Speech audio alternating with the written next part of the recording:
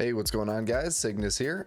Today we're gonna be taking a look at my WindWalker monk. My monk has actually been in progress for quite a while. I just haven't had the time to really finish him and call him complete and good. Like the other build guides, I'm gonna talk about the toolkit that the monks have and what spells they have available to them at 20. I'm gonna quickly talk about the talent options that we have, do a quick PvP talent overview, and then obviously go over the stats that I chose and the gear that I chose. So let's get into it. I realize I haven't been talking about the racials that I've been picking for these characters, so I'm gonna start off with that this time. I obviously went with a panda, not only because I wanted to be as you can see, Kuma from Tekken. The reason that I actually picked panda though was mostly because of Quaking Palm. This is a 2-minute cooldown instant strike that hits the target with lightning speed, incapacitating them for 4 seconds and turns off your auto attack. It's basically a gouge. The other one is Bouncy, which is you take half falling damage. Epicurean is actually pretty nice for this bracket because you get double the food buffs, which I know our food buffs aren't that impressive. Cooking skills increased by 15, which is whatever.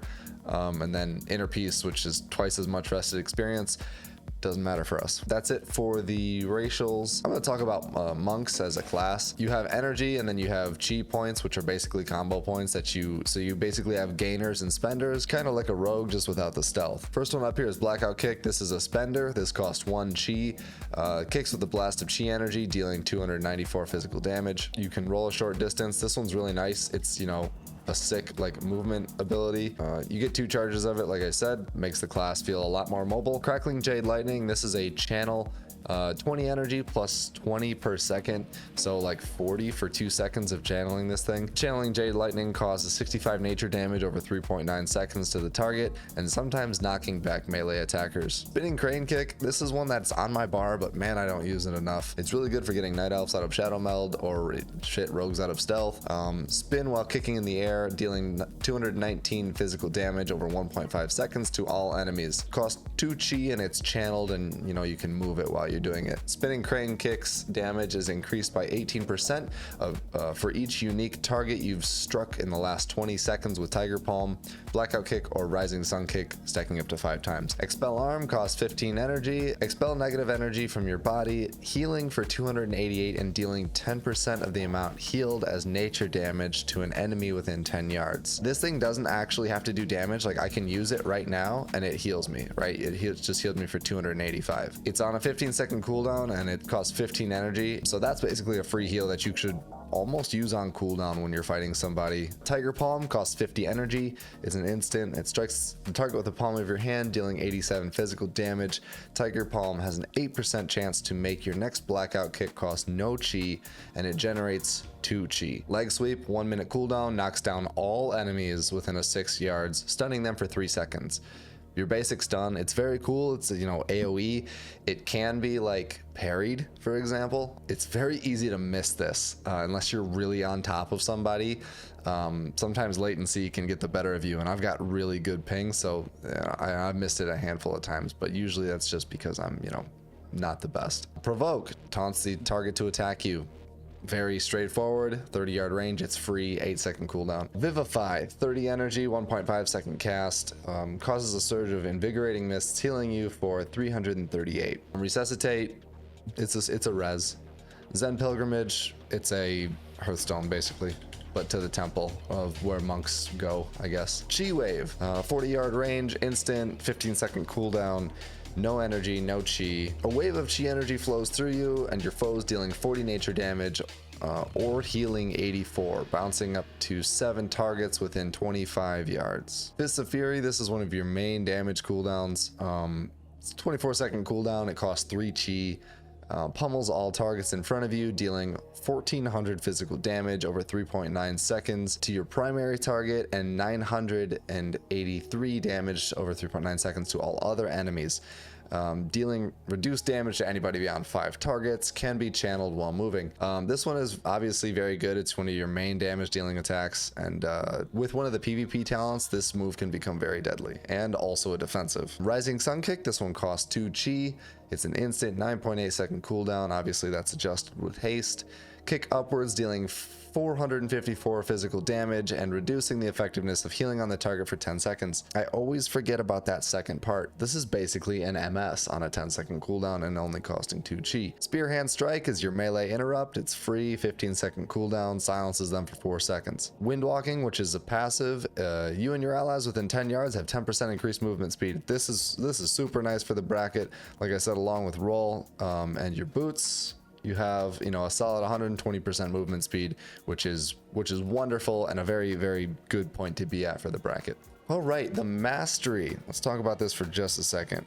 Your abilities deal X percentage more damage when they are not a repeat of the previous ability. So at level 20, 4 mastery rating gives you 1 mastery point. Each class automatically has 8 mastery points. Some math that has been done for me, thank you Bop. 4 mastery rating will provide 1.25% damage increase on non-repeated abilities for the Windwalker. In contrast with that, versatility only gives 0.89 damage and healing and 0.45 damage reduction per 4 points. If you want damage, obviously mastery is the way to go. I totally didn't just, you know, log out and forget to talk about talents. No, that couldn't be me.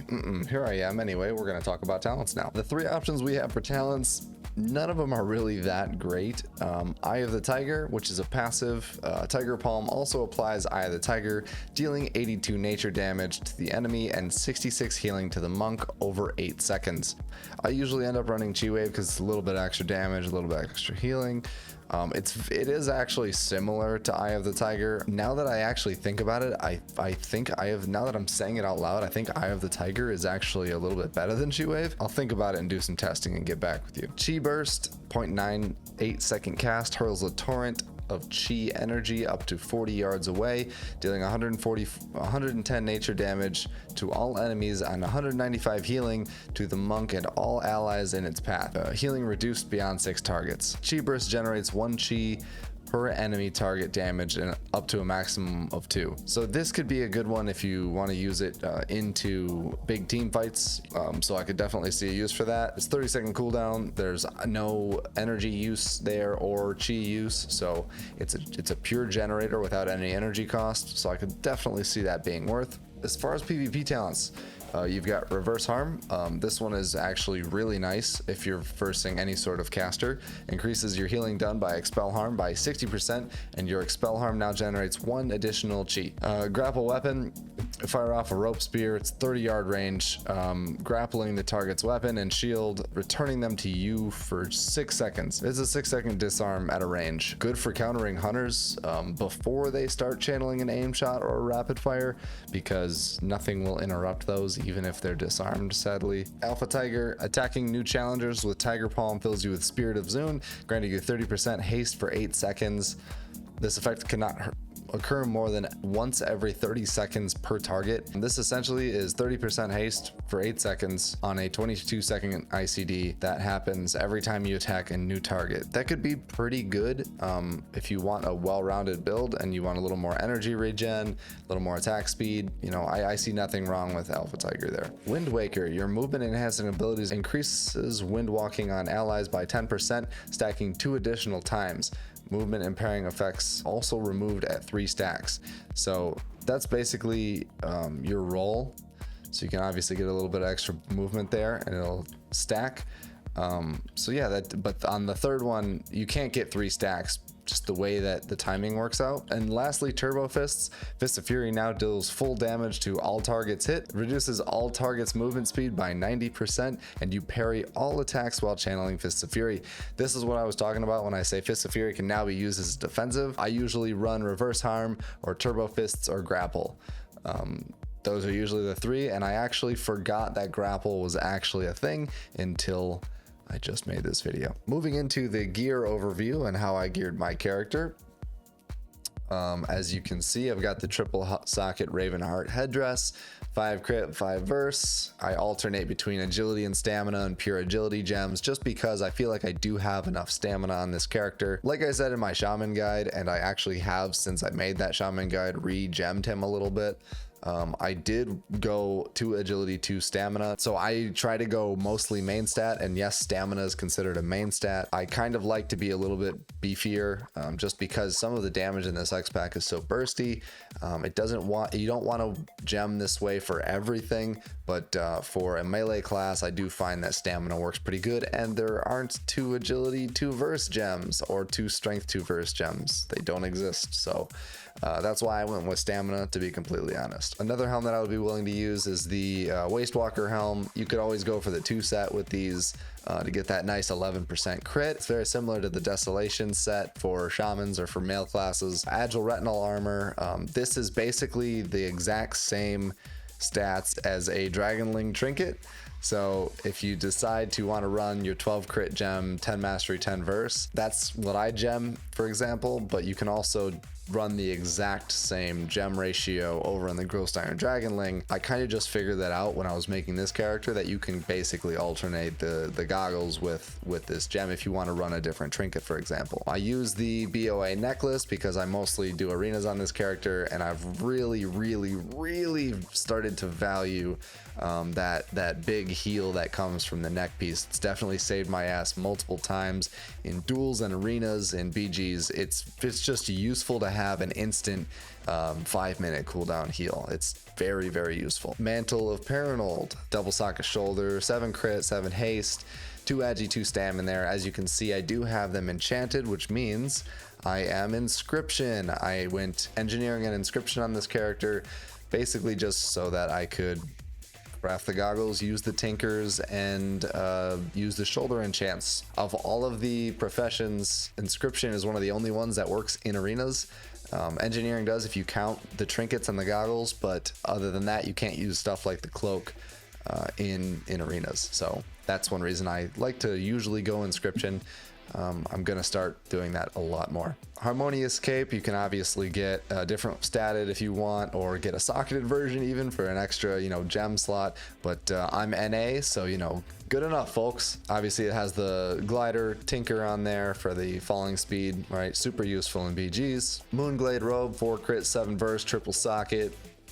What else can be said about that? It's a very solid chest piece. Harmonious bracers, 3 verse, 5 mastery, socket, enchanted with 5 stamina. I think the only other option that's good for monks is agility, or its attack power. I can't remember off the top of my head, but I obviously wanted to be a little beefier, so I went with the 5 stamina. Harmonious gloves. This one's a little, I could see an argument here for using the WindWalker gloves or the with the helmet, right? So that you can have the 11 crit on the side there, but I just went harmonious gloves because mastery is so valuable. Obviously mastery heavy here, 8 mastery, 3 verse, enchanted with attack power. I think that's crusher, and then 2 agi, 2 stam gem. I could also see an argument for a double socket belt. However, monks favor mastery, so I went with a belt that I could get mastery on. Harmonious boots, enchanted with agility and movement speed. Double harmonious rings. One is more verse heavy just because I wanted a little bit more verse on this character, and then the one is pretty evenly split,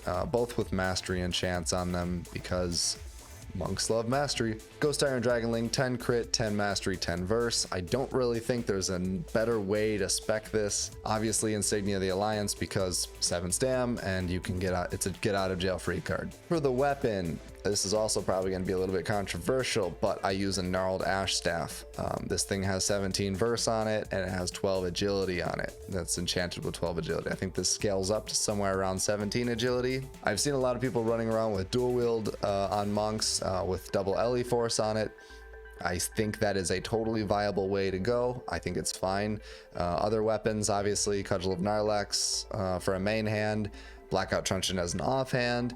You can also use Chief's Enforcer, which is very nice because it procs all the time, and your melee, it's an extra stun for you just, auto attacking. And since you're a melee character, all your attacks have a chance to stun the target for 3 seconds, which, you're outputting quite a bit of melee attacks. So this thing procs very often. I don't know what the internal cooldown for this thing is, but it can't be very long. Some other honorable mentions for the trinkets, at least, because like I said, I like to run the goggles sometimes, and I run the exact same cogs, so I can't run the Dragonling and the goggles at the same time.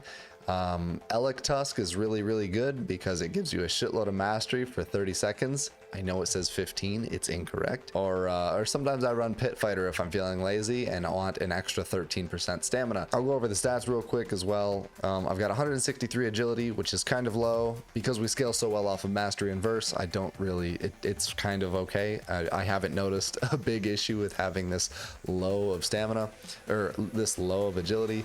I've got 198 stamina in the set that I like to rock most of the time, so I'm very comfortable with that. Yeah, I actually have 170 attack power, so it's like I said, it's right in the ballpark range of where I like my agility classes to be at. Critical strike, almost 19%. Haste, very low percentage. Don't get a whole lot of value from haste on monks in my opinion. Versatility 25% or damn near close to it. Scales down to right at 20% in BGs. History we're at, a whopping 31, almost 32%. Obviously with these two stacked on top of each other, that's an extra 50% damage total. As always guys, I want to thank you for watching. Don't forget to hit that like and subscribe button for future content. Quick shout out to the members of the channel: Thundersocks, LC Gaming, Who's Depths, Bob, Digital, Stop, Drad, Crumb, Jacob Jess, Persuasions, Dennis McPeak, and Poutine Master Waza. Yeah, it looks like Dennis got his green badge recently. Got that 2 months under your belt, and it looks like these guys upgraded to their white badges. So congrats, Crumb, Jacob Jess, Persuasions, and Dennis.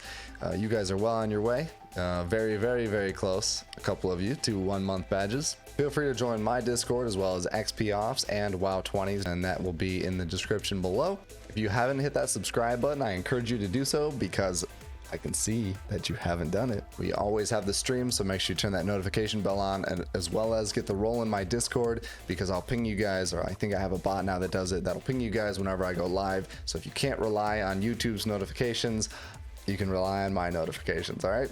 I want to thank you guys a lot for watching yet again, and I'll see you next time. Peace.